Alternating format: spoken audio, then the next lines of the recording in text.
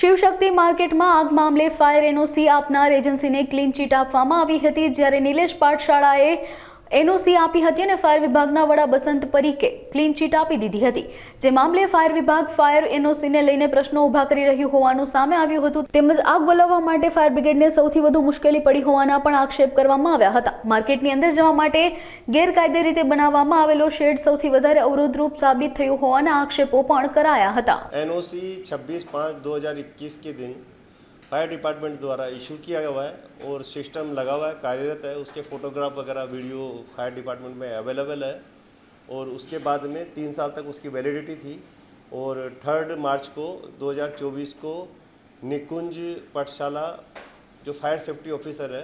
राज्य सरकार द्वारा उसको अपॉइंट किया हुआ है,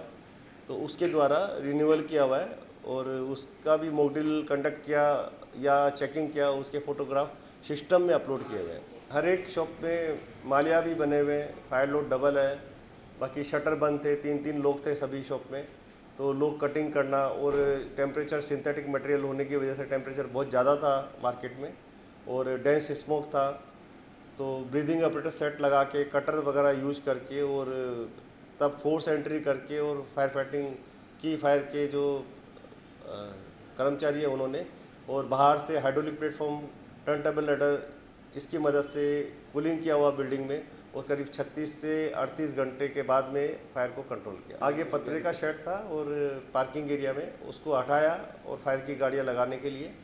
और गैर कायदेसर था या कायदेसर था वो एक तपास का विषय है।